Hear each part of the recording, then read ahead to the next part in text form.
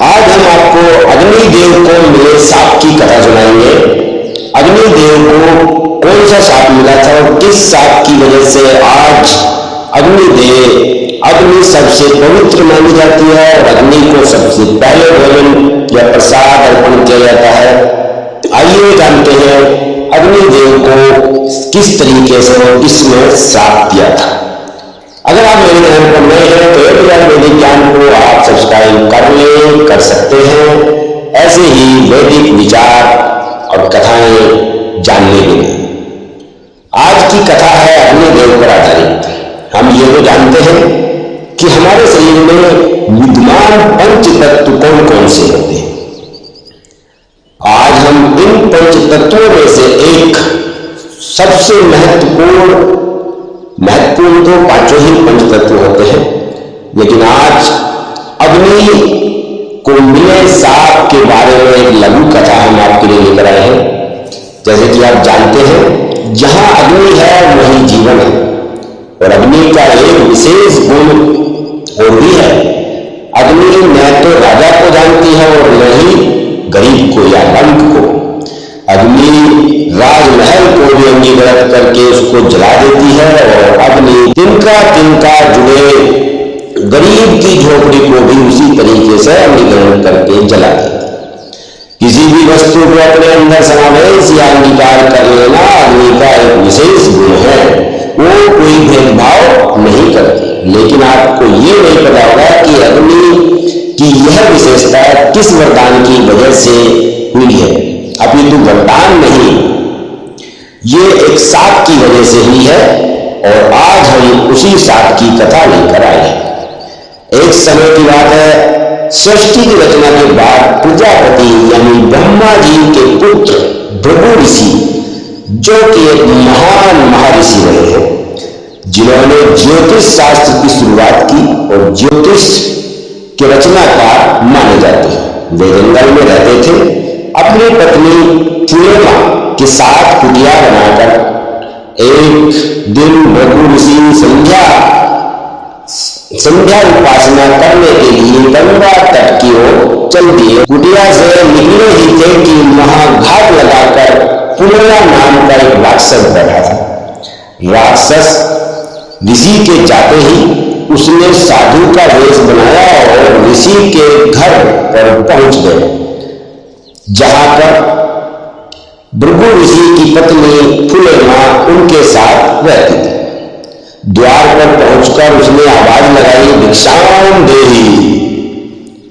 ऋषि की गर्भवती पत्नी फुलेमा जो अंदर आराम कर रही थी, की आवाज सुनकर फुलेमा बाहर आ गई और साधु को प्रणाम किया और कहा कि भोजन का समय है, आप भोजन कर लीजिए। उन्हें तनिक भी संशय नहीं था कि जिन्हें वो साधु समझकर भोजन करा रही है वो एक राक्षस है और वह ऋषि की पत्नी को देखने आया था।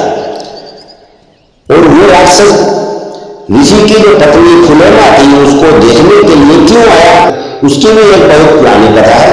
वर्षों पहले जब फुलेमा अविवाहित थी, तब उनके पिता ने पुलमन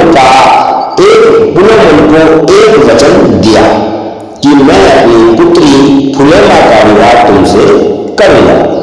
और वह पुलमन राक्षस वही देखना चाहता था कि वह कन्या कौन थी, वह स्त्री कौन है जिससे मेरा विवाह होना था। जैसे ही उस राक्षस ने फुलेमा को देखा, उसका मन विचलित हो गया। ऋषि तो आश्रम में थे नहीं, लेकिन फिर भी वह सक्षम नहीं था फुलेमा को ले जाने के लिए, क्योंकि उनका तेज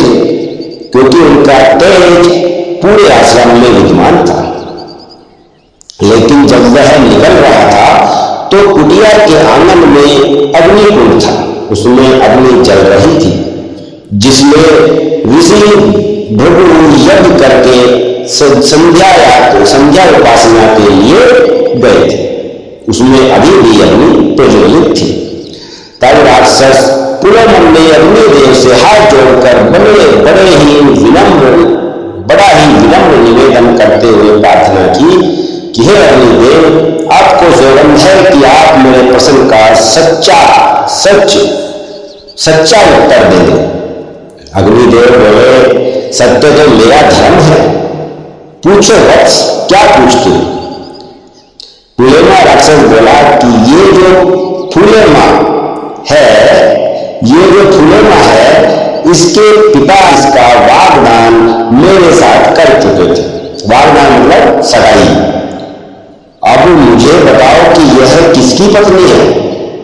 संस्कार के अनुसार मेरी पत्नी है, संस्कार के अनुसार मेरी पत्नी हो चुकी है, फिर ऋषि की पत्नी कैसे हुई? अग्निदेव बड़े ही धर्म संकट में पड़ गए, क्योंकि ऋषि के क्रोध को वे जानते थे, ऋषि के क्रोध का डर। लेकिन सत्य बोलना अग्निदेव को डर लगने लगा, लेकिन सत्य बोलना था। अग्निदेव को बहुत डर लगने लगा। दूसरा झूठ बोलकर अपनी पंचतत्व मर्यादा के भूल भी नहीं जाना चाहते थे और पुलमन का साथ भी नहीं लेना चाहते थे, क्योंकि पुलमन ने कहा था कि अगर आप झूठ बोलोगे तो मैं आपको साथ दूंगा।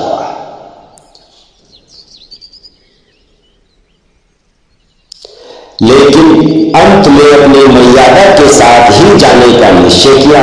उन्होंने कहा, यानी अग्निदेव बोले कि ये सत्य है कि इसके पिता ने तुम्हारे साथ वागदान या सगाई की थी, लेकिन प्रभु ऋषि ने मुझे यानी अग्नि को साक्षी मानकर साथ फेर लिए हैं। तुम्हारा विवाह केवल वाणी द्वारा स्वीकृत था, महर्षि भृगु का विवाह धर्म व कर्म द्वारा स्वीकृत है, इसलिए फूलेमा भृगु की ही पत्नी है। यह सुनते ही राक्षस पुलमन ने बड़ा रूप धारण किया और अपनी पत्नी फूलेमा को लेकर जाने लगा। तो उस समय हुई उस हलचल से या उस खिंचाताने से फूलेमा का प्रसव हो गया और पुत्र का जन्म हुआ। उस पुत्र में बड़ा ही तेज था। उस तेज को वह राक्षस सहन नहीं कर पाया और वह वहीं जलकर भस्म हो गया। पुलेमा यह सब देखकर डर गई और घर जाकर रोने लगी। तभी भृगु ऋषि वापस आ रहे थे। सारी स्थिति देखकर वह बड़े हैरान रह गए।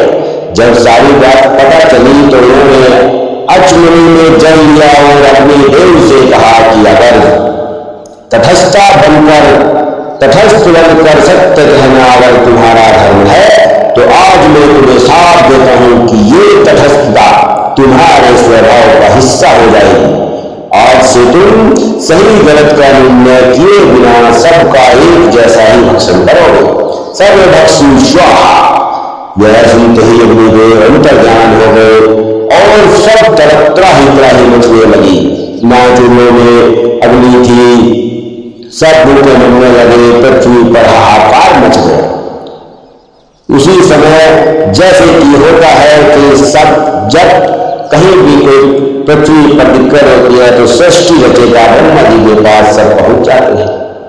तब उन्होंने अग्निदेव को समझाया कि आज से आपके स्पर्श मात्र से ही सब कुछ पवित्र हो जाएगा और देवताओं को या किसी को भी कोई भोजन प्रसाद जब वितरित किया जाएगा तो सबसे पहले आपको दिया जाएगा। ऐसा सुनकर अग्निदेव बहुत प्रसन्न हुए और तब जाकर अग्निदेव वापस पृथ्वी लोक पर आ गए और पृथ्वी में खुशियां लौट गई। इसलिए कहते हैं कि सत्य बोलो चाहे सामने कोई भी हो। तो दोस्तों, कैसी लगी है लघु कथा कमेंट करके आप जरूर बताएं और मेरे चैनल को सब्सक्राइब करते रहिए और बेल आइकन घंटी को ऑल पर दबाना ताकि आने वाली वीडियो आप तक पहुंच सके। जय हिंद, धन्यवाद।